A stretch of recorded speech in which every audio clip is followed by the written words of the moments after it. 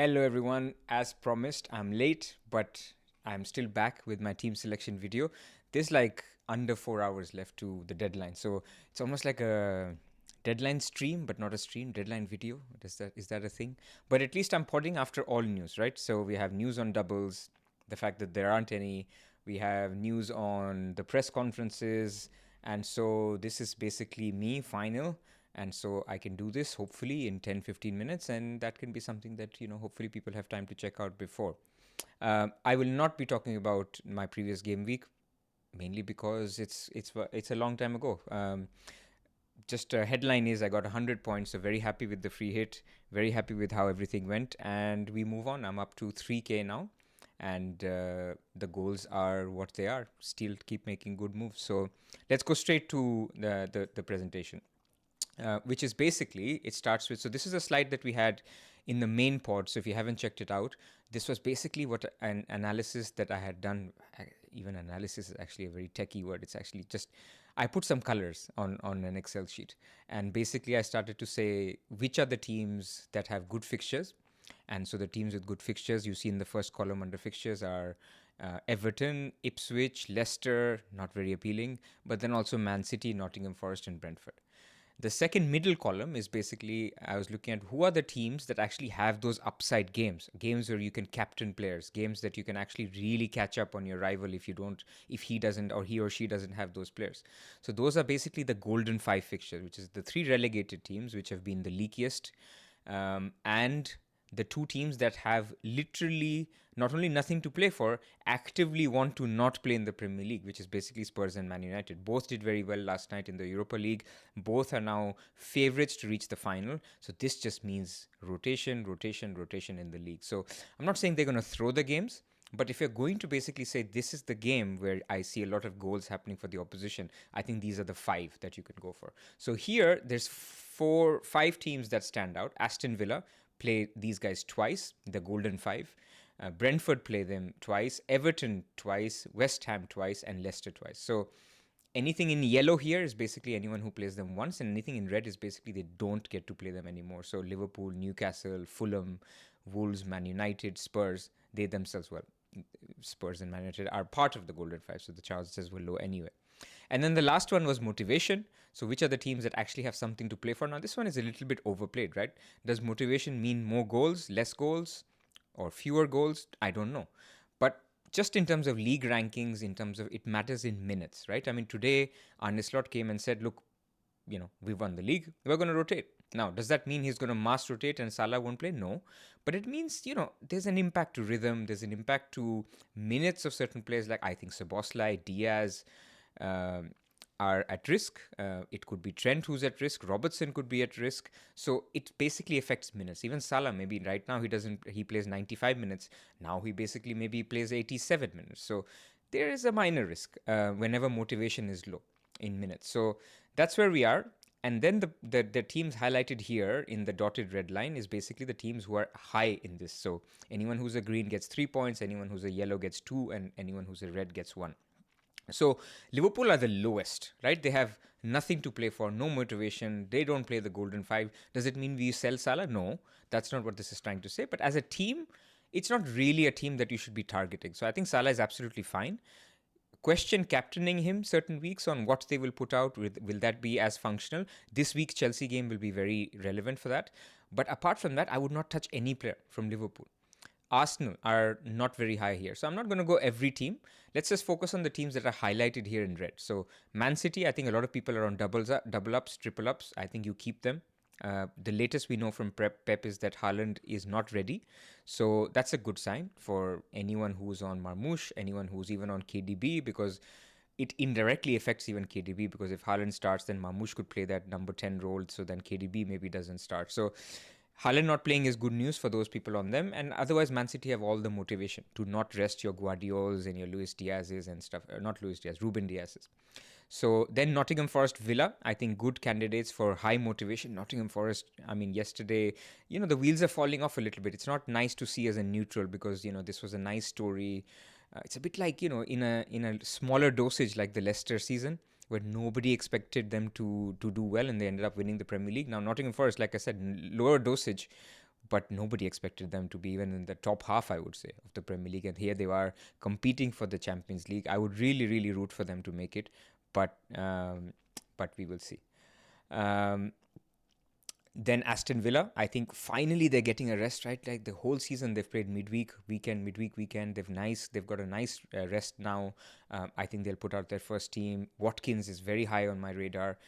Brentford, now this is no news to you. Every single podcast you've seen or video you've seen, they're hyping up Bumo, Wissa.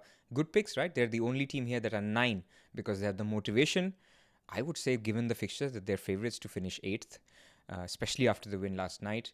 They have the good fixtures. They play, two of the really good teams, or really attractive teams where goals could come, like Man United this week, Ipswich next week.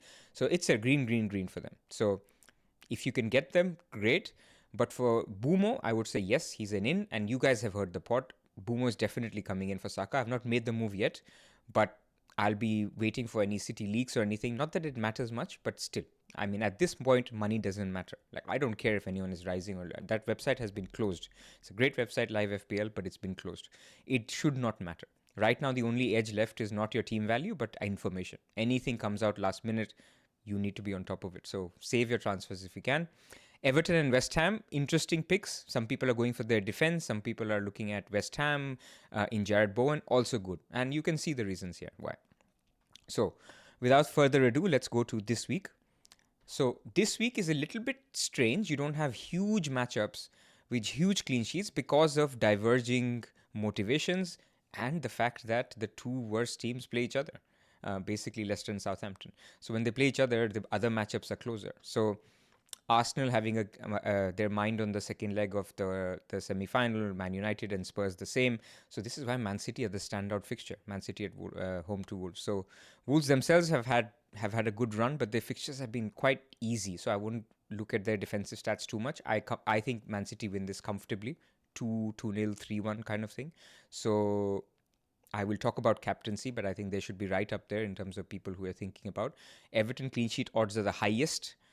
How much you want to believe that with low motivation, I don't know. Like Ipswich are now confirmed relegated. How will they play this game? Will Everton sit back? I don't know. So yes, it's 44%, but I trust an Arsenal 44% more than in Everton 44%. I know it's still 44%, but I'm just giving my very honest view. Arsenal, I will talk about them in the next slide, actually. It's a very interesting slide that Rob T prepared. Chelsea, Liverpool could be anything. Chelsea are favourites to win this by 1.8 to 1.5, but it's more likely to be like a 2-1 game to either team. Very interesting to see what team Liverpool put out and how much they go for it. It could also be a drab game, right? Chelsea will say, you know what, let's come out with a draw. Nottingham Forest have lost last night. Anything could happen. So Villa are, as the same clean sheet odds as Arsenal. So this is playing into my mind on playing Konza over Kivior. Other people may have Martinez over Raya, things like that. Nothing else really to say in terms of this week. Maybe Crystal Palace, because people have a lot of Crystal Palace players. 29% clean sheet odds are not great, but at the same time, who else is great, right? The only competitors are Everton and Man City. Everybody else is similar. So I would not worry too much about playing Munoz. Munoz has his own attacking threat as well. Nottingham Forest defenders, not that appealing. Their appeal has started to go down. And so I would say Crystal Palace is an okay play. Like you could play like triple up, I would be a little uncomfortable, but one attacker, one defender, absolutely fine. It's a Monday game as well. We all love our Monday games. So something about odds, right? People keep saying, market odds, I can beat market odds because they don't reflect reality. They don't know what's happening in the real world, what's happening with, dynamically. It is actually because the market odds change. And this is why I always say when I do my team selection video, I'll be looking out for updated odds before closer to the deadline. That will have an impact on my benching decisions, on my captaincy. I will not blindly follow it, but I would like to see the movements. And this is what I mean. Like, look at this. Like, on the 21st of April, when these odds were released, Arsenal were almost 70% odds to win versus Bournemouth. Then they draw against Crystal Palace. What does that mean? They are now pretty much out of the title race. Their win percentage drops to 50%. Liverpool beat Tottenham. Now that was well sort of priced in, so nothing really happened. But them losing to PSG has further dropped the odds to 46%. I think it's very interesting to see how the market is basically, like we are in our mind, trying to say, you know what, Arsenal are going to have their mind on the second leg. I think they're not going to rest all the 11 players, But whoever they put out, they're not going to be as strong an outfit as they would be if it was a full strength 11. So just a little bit on market odds, because I always try to feature them in my team selection, and so I want to make this point that it does reflect reality. A lot of people think they can beat the odds. It's not that easy. So then you have the projected scorers. So Mamouche is way ahead, right? I mean, especially with the news that Haaland may not be ready for this game, I think he again gets his good 90 minutes, and I'm finding it hard to justify Bumo over Mamouche for captaincy. Like I think there is a case to be made. I have double City attack, so I will talk about my team. But increasingly, and as of right now, I'm leaning towards the Mamouche captaincy. Now, you could say De Bruyne could be a captain, yes, but I think the market is pricing in Mamouche being on penalties. His penalty record is fine, pretty good. I think 8 out of 9. And so I think he's on penalties. So that adds to the appeal. Getting 80 plus minutes is great, and City have all to play for, as opposed to Bumo, who's playing a Man United team. Now, Man United, I expect to rotate quite a bit, but it should be still a solid team. Like, think about it. It could be Obi Martin up top instead of Højlund. It could be Mount and Menu as the 10s instead of Garnacho and Bruno. You could have either Bruno starting because he's a machine, or you could have, Eriksen starting. I don't even know who would start DM. Ugarte could start again. I don't know if Collier is fit. So that's the kind of front. Then you have Amas on the left as your left wing back. Maybe Ahmad gets a start if he's ready. Otherwise, he gets another sub appearance. You could see some of the other kids as well. Maybe Delitz plays with a couple of kids in defense. It's an okay team, but it's not like it's I don't think it's a 4-0 win kind of thing for Brentford. Like, so that's where I am. So I think Mamouche has that upside. So I'm leaning towards Mamouche a little bit more now in terms of captaincy. But in terms of picks, look, Watkins is up there. Look, motivation is there. Minutes are there. So if you were building a wildcard, I'd definitely look at Watkins in my team. Isak's odds are very, very good. And Salah is still fine. He's in the top 10. So there are good picks here, and you can be different, especially if you're on a wild card. But if not, there's no need to panic. Like, Mateta is not too far. He's number 17, 0.36. So is he that far away from, people going for a Bowen? Mateta 0.36, Bowen 0.39. Of course, Bowen gets more points for a goal, clean sheet, etc. But yeah, I wouldn't panic on your team in terms of taking hits or anything. I think Crystal Palace picks are fine. I think Newcastle picks are fine. So that's what I have to say. I'm already on 12 minutes, so I'm going to go to my team now. So these are my decisions. I have already decided on starting Konza over Kivior. I don't need many invitations to start Konza. I like him. He doesn't deliver a lot of points. So it's a little bit of a narrative or a story as well. It's a fun story. But he's got me, I think, 3 goals over the last 2 seasons. So I like him. I'm going to play him. I get the vibes. Minor small chance that Kivior doesn't start, and maybe there's some sub-on risk. With Raya, that's not a risk, because Raya will definitely start because Neto is not eligible to play. So I think it's fine to have one Arsenal defender or defense in Raya and then bench Kivior. So split the risk. Munoz, Guardiol, very happy to start them. Then the decision was between Sarr and Rodgers.